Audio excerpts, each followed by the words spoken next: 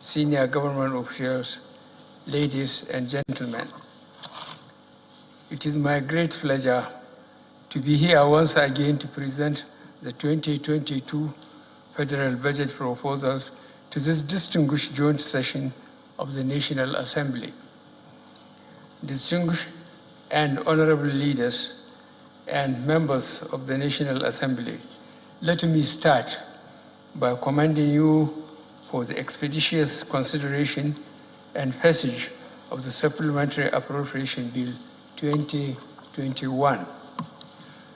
This further underscores your commitment to our collective efforts to contain the COVID-19 pandemic and address the various security challenges facing our country. I will also take this opportunity to thank you for the quick consideration and approval of the 2022 to 2024 medium-term expenditure framework and fiscal strategy paper. Our hope is that the National Assembly will continue to partner with the Executive by ensuring that deliberations on the 2022 budget are completed before the end of this year so that the Appropriation Act can come into effect by the 1st of January 2022.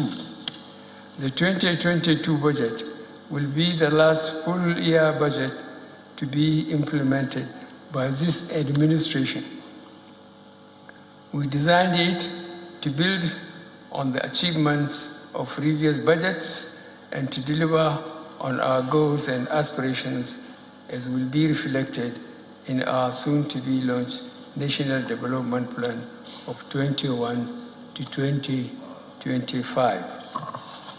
Distinguished senators and honorable members, in these normal times, I made use of this opportunity to provide an overview of global and domestic developments in the current year, a summary of our achievements and our plans for the next fiscal year. However, these are exceptional times. The grim realities of COVID-19 and its lethal variants are still upon us.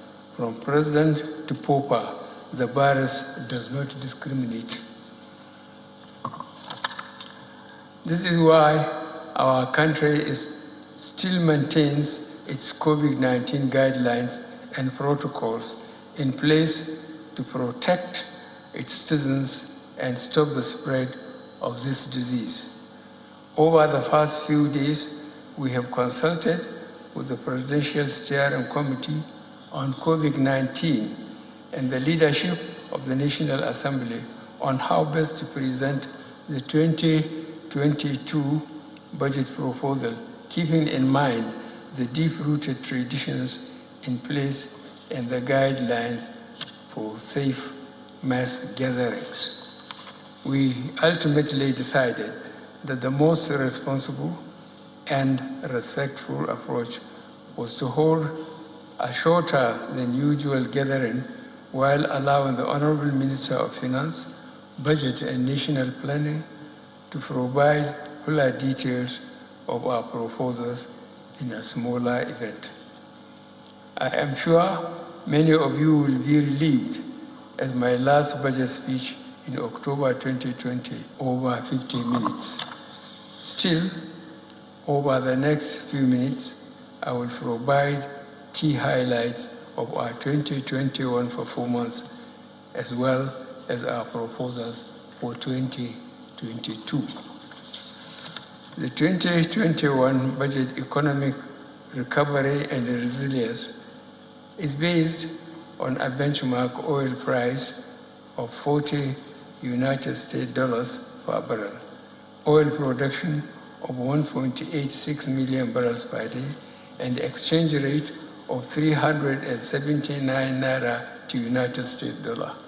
Furthermore, a supplementary budget of 982.73 billion naira was recently enacted to address issues in the security and health sectors. Based on 2021 fiscal framework, total revenue of 8.12 trillion naira was projected to fund aggregate federal expenditure of 14.57 trillion naira, inclusive of the supplementary budget. The projected fiscal deficit of 6.45 trillion naira, or 4.52% of GDP, is expected to be financed mainly by domestic and external borrowing. By July 2021, Nigeria's daily oil production averaged 1.7 million barrels, inclusive of condensates, and the market price of Bonny light crude averaged $68.53 US per barrel. Accordingly, actual revenue were 34% below target as of July 2021, mainly due to the underperformance of oil and gas revenue sources. Federal government's retained revenues, excluding government-owned enterprises, amounted to 2.61 trillion naira against the proportionate target of 3.95 trillion naira for the period. The federal government share of oil revenue totaled 570.23 billion naira as of July 2021, which was 51% below target, while non-oil tax revenues totaled 964.13 billion naira.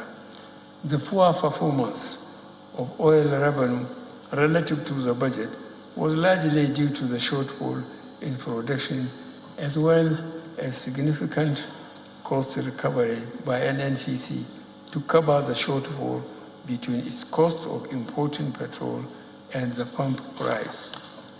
The National Assembly will recall that in March 2020, the Petroleum Products Pricing Regulatory Agency announced that the price of petrol would henceforth be determined by market forces. However, as a combination of rising crude oil prices and exchange rate combined to push the price above the hitherto regulated price of 145 naira per litre, opposition against the policy of price deregulation hardened on the part of labor unions in particular. The government had to suspend further upward price adjustments while engaging labor on the subject. This petrol subsidy significantly eroded revenues that should have been available to fund the budget. On the positive note, we surpassed the non-oil taxes target by 7% in aggregate. The sustained improvement in non-oil taxes indicates that some of our revenue reforms are yielding positive results. We expect further improvement in revenue collections later in the year as more cooperative entities file their tax returns and we accelerate the implementation of our revenue reforms. We have stepped up implementation of the strengthened framework for performance management of government-owned enterprises with a view to improve their operational efficiencies, revenue generation, and accountability.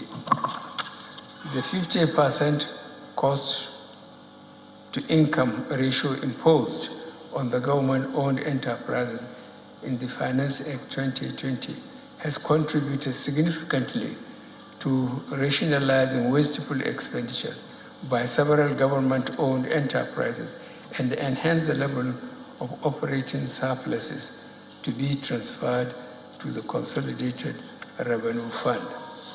I solicit the cooperation of the National Assembly in enforcing the cost-to-income ratio and other prudential guidelines during your consideration of the budget proposals of the government-owned enterprises, which I am also laying before you today.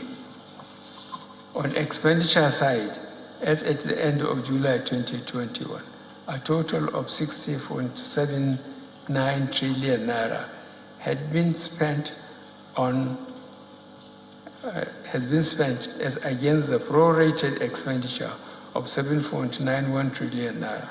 Accordingly, a deficit of 4.17 trillion naira was recorded as at the end of July 2021. The deficit was financed through domestic borrowing. Despite our revenue challenges, we have consistently met our debt service commitments. We are also up to date on the payment of staff salaries, statutory transfers, and overhead costs. As at 4th of October 2021, a total of 1.732 trillion naira had been released for capital expenditure. I am pleased to inform you that we expect to fund MDA's capital budget fully by the end of fiscal year 2021. Capital releases thus far have been prioritized in favor of critical ongoing infrastructural projects in the power, roads, rail, agriculture, health, and education sectors. We have made progress in the railway projects connecting different parts of the country. I am glad to report that the Lagos-Ibadan line is now completed and operational. The Abuja-Kaduna line is running efficiently.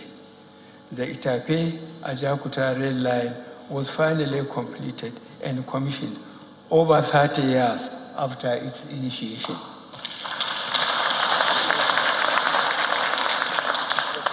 Arrangements are underway to complete the Ibadan-Kano line. Also, work will soon commence on the Port Harcourt-Maiduguri line and Calabar-Lagos coastal line, which will connect the southern and eastern states to themselves and to the north. Progress is also being made on several power generations, transmission, and distribution projects, as well as off-grid solutions, all aimed towards achieving the national goal of optimizing power supply by 2025. I am again happy to report that we continue to make visible progress in our strategic road construction projects like the Lagos-Ibadan Expressway, Apapa to Oronsoki Expressway, Abuja to Kano Expressway, East-West Road, and the second Niger Bridge. We hope to commission most of these projects before the end of tenure in 2023.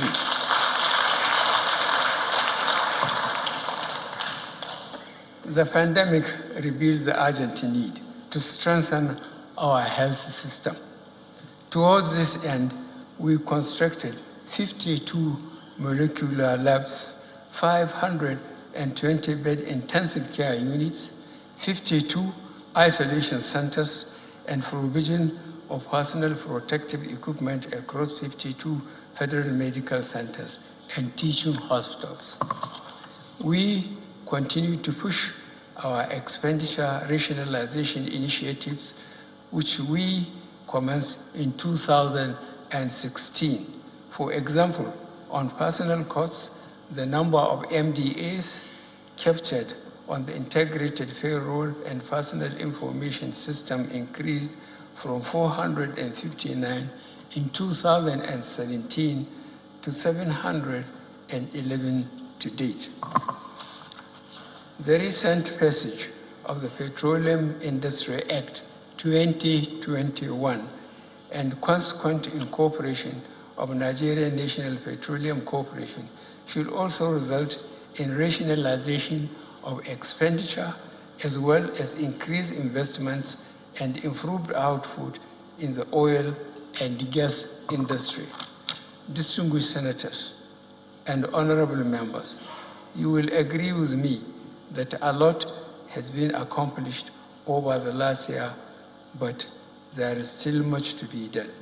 I will now proceed with the review of the 2022 budget proposal.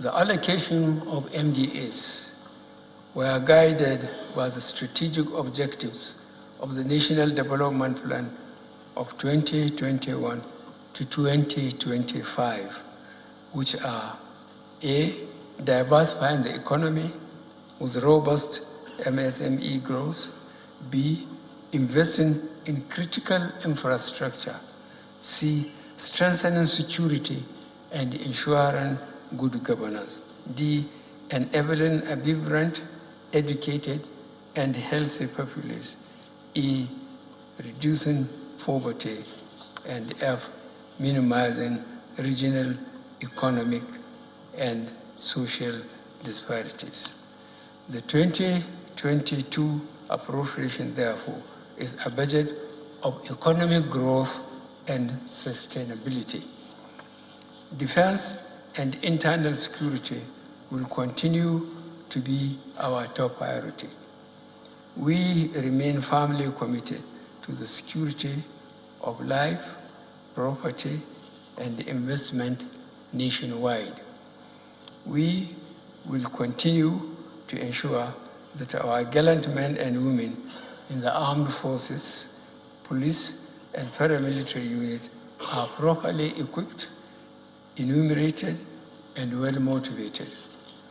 The 2022 budget is also the first in our history where MDAs were clearly advised on gender-responsive budgeting.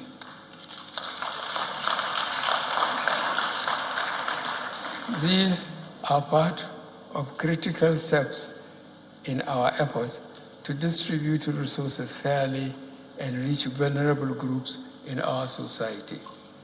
Distinguished members of the National Assembly, the 2022 and 2024 medium-term expenditure framework and fiscal strategy paper set out the parameters for the 2022 budget as follows. A, conservative oil price benchmark of $57 per barrel. B, daily oil production estimate of 1.88 million barrels, including condensates of 300,000 to 400,000 barrels per day. C, exchange rate of 410 naira and 10 naira, 15 kobo per United States dollar. And D, projected GDP growth rate of 4.2% and 13% inflation rate. Based on these fiscal assumptions and parameters, total federally collectible revenue is estimated to 17.7 trillion naira in 2022. Total federally contributable revenue is estimated to 12.72 trillion naira in 2022. Total revenue available to fund the 2022 federal budget is estimated at 10.13 trillion naira.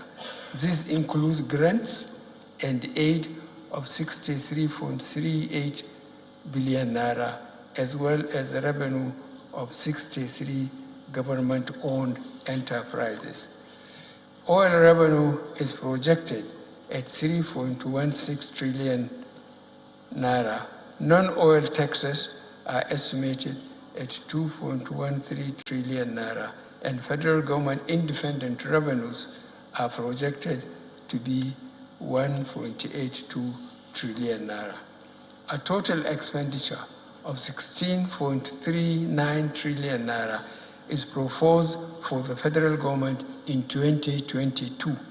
The proposed expenditure comprises a statutory transfers of 768.28 billion naira, B, non-debt recurrent costs of 6.8 trillion naira, and C, personnel costs of 4.1 trillion naira. D, pensions, gratuities, and retirees' benefits of 577 billion naira. E, overheads of 792.39 billion naira, and F, capital expenditure of 5.35 trillion naira, including the capital component of statutory transfers. G, debt service of 3.61 trillion naira, and H, sinking fund of 290.71 billion naira to retire certain maturing bonds.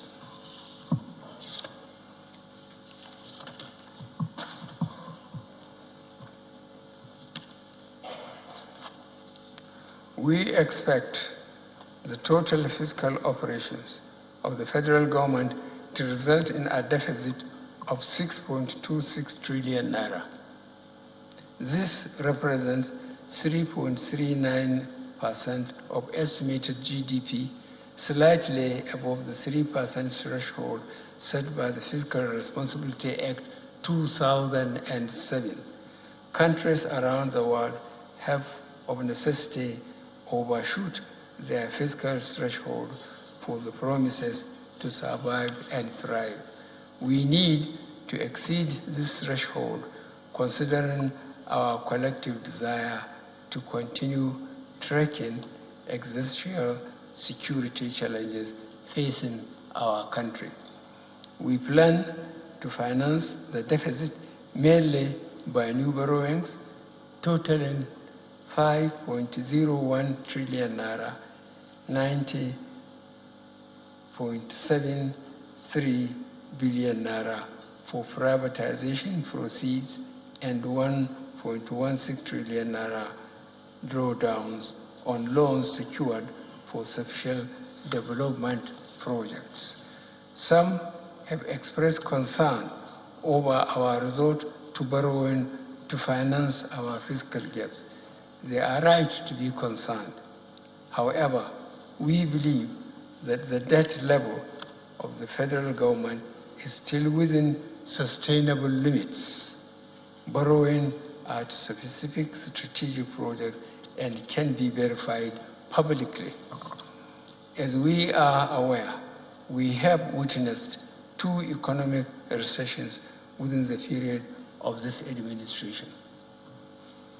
In both cases, we had to spend our way out of recession, which necessitated a resort to growing the public debt. It is unlikely that our recovery from each of the 2 recessions would have grown as fast without the sustained government expenditure funded by debt. Our target over the medium term is to grow our revenue to GDP ratio from about 8% currently to 15% by 2025. At that level of revenue, the debt service to revenue ratio will cease to be worrying.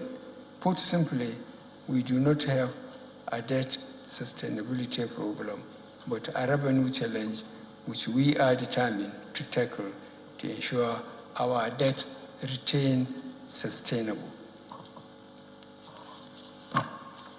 Very importantly, we have endeavored to use the loans to finance critical development projects and programs aimed at improving our economic environment and ensuring effective delivery of public services to our people. We focused on A, the completion of major road and rail projects, B, the effective implementation of power sector projects, C, the provision of potable water, D, construction of irrigation infrastructure and dams across the country, and E, critical health projects such as the strengthening of national emergency medical services and the ambulance system, procurement of vaccines, polio eradication, and upgrading primary health care centers across the 6 geopolitical zones. In 2022, government will further strengthen the framework for concessions and public-private partnerships. Capital projects that are good candidates for PPP by their nature will be developed for private sector participation. We will also explore available opportunities in existing ecosystem for green finance, including the implementation of our sovereign green bond program and leveraging debt for climate swap mechanisms. Our strategies to improve revenue mobilization will be sustained in 2022 with the goal of achieving the following objectives. A, enhance tax and excise revenue through policy reforms and tax administration measures. B, review the policy effectiveness of tax waivers and concessions. C, boost customs revenue through the e-customs and single window initiatives. And D, safeguard revenues from oil and gas sector. Distinguished senators and honorable members, I commend you for passage of the Petroleum Industry Act 2021. It is my hope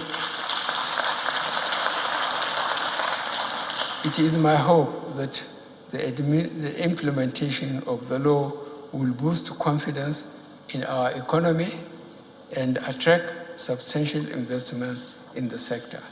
In line with our plan to accompany annual budget with finance bills, partly to support the realization of fiscal projections, current tax and fiscal laws are being reviewed to produce a draft finance bill 2022. It is our intention that our ongoing consultations are completed. The finance bill would be submitted to the National Assembly to be considered alongside the 2022 appropriation bill. Mr. Senate President, Mr. Speaker, distinguished honorable members of the National Assembly, this speech would be incomplete without commending the immense patriotic and collective support of the National Assembly in the effort to deliver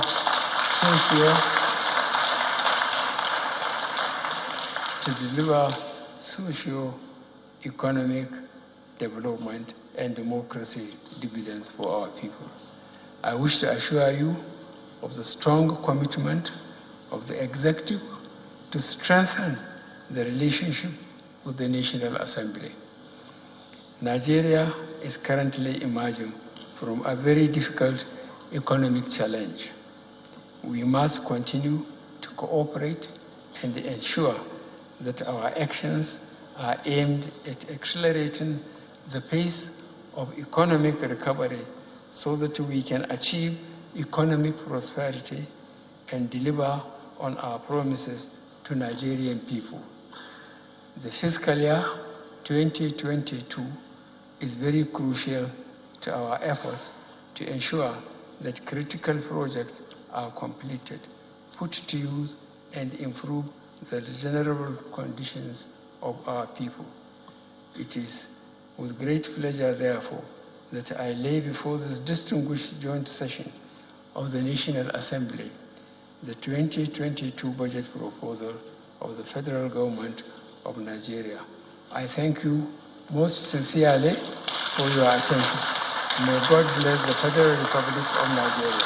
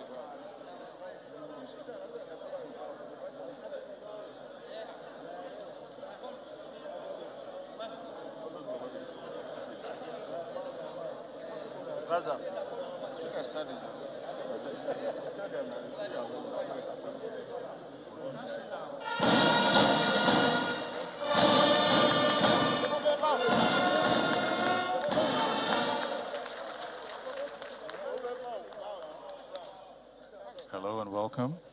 Hello. You're watching a live broadcast of the 2022 budget presentation. President Muhammadu Buhari has just finished reading out his budget details and has now laid the budget before a joint sitting of the National Assembly comprising the Senate and the House of Representatives. The total expenditure in the 2022 budget was 16.39 trillion naira. The president did talk about the challenge of revenue generation, which he says would be improved in the coming year through tax collection, increasing customs revenue, and fully harnessing the revenue that would be generated from the oil sector. He explains why there's a need to borrow to finance the budget, saying that the debt level of the federal government is still within sustainable limits. President Muhammadu Buhari is presenting the budget in October for the third time since returning to the January to December budget cycle. Since this new administration, Mr. President, since assuming office for a second term, and then a change in leadership of the National Assembly. Speech and the laying of the 2022 budget estimates. Distinguished and honorable members of the National Assembly, the next item on the order paper is the vote of thanks and remarks by the Right Honorable Speaker of the House of Representatives, Right Honorable Femi Bajaba-Mila. Right Honorable Speaker.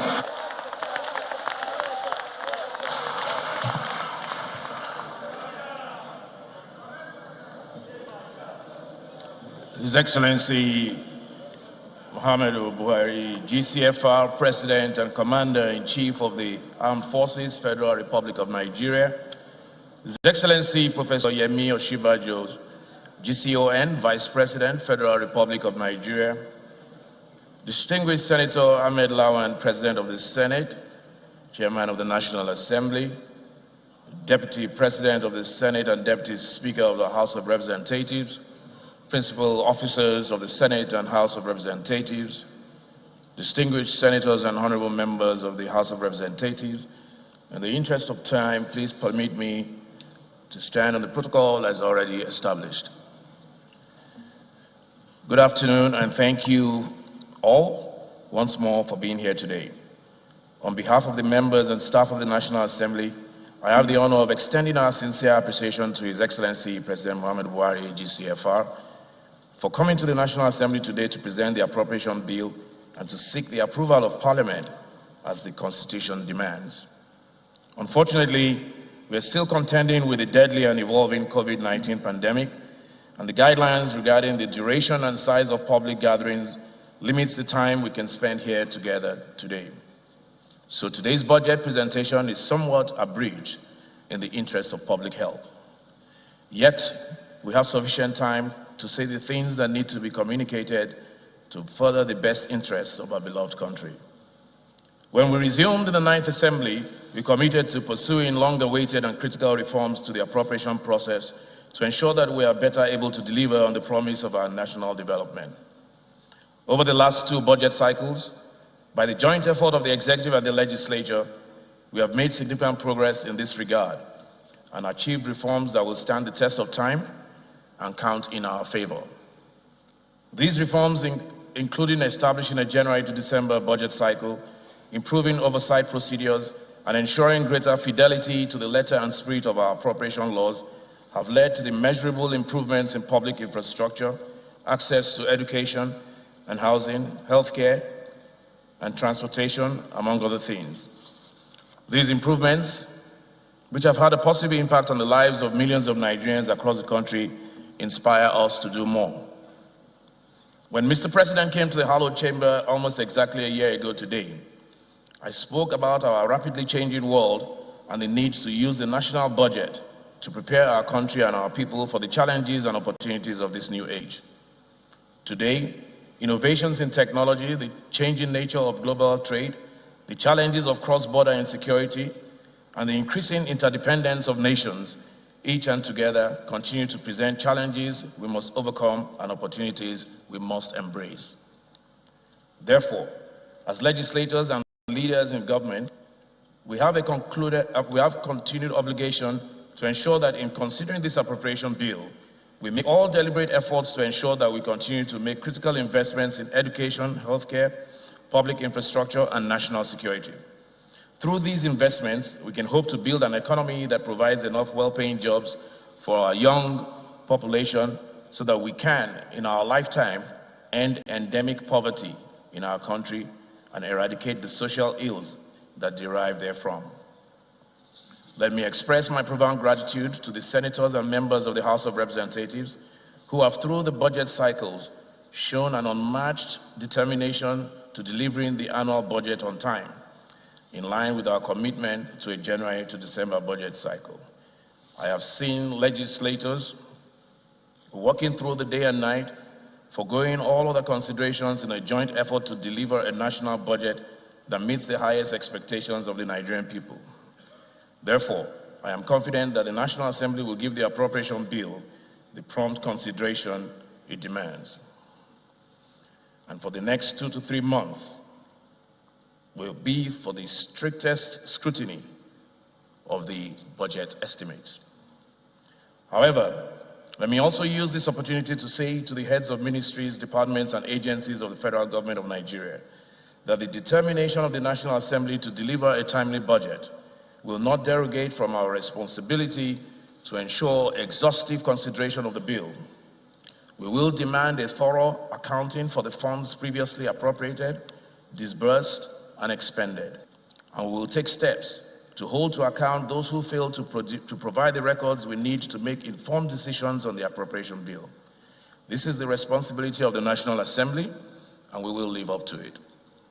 Over the past year, the House has passed several important resolutions relating to healthcare access, primary education, rural infrastructure deficits, and national security that require actual funding.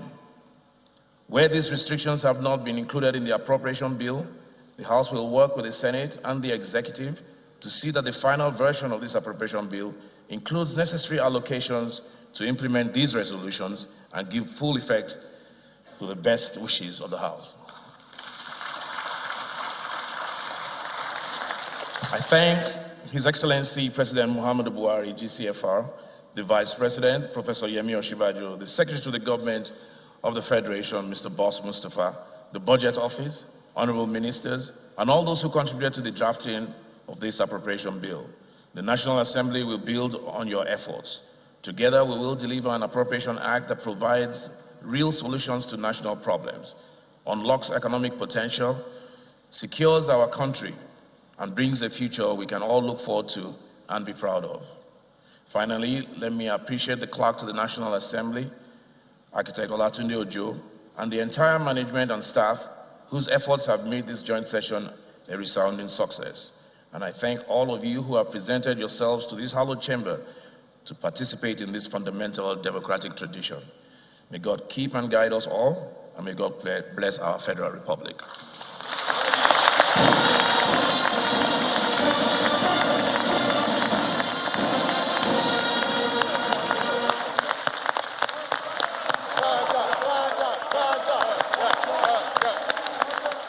The national anthem. National anthem.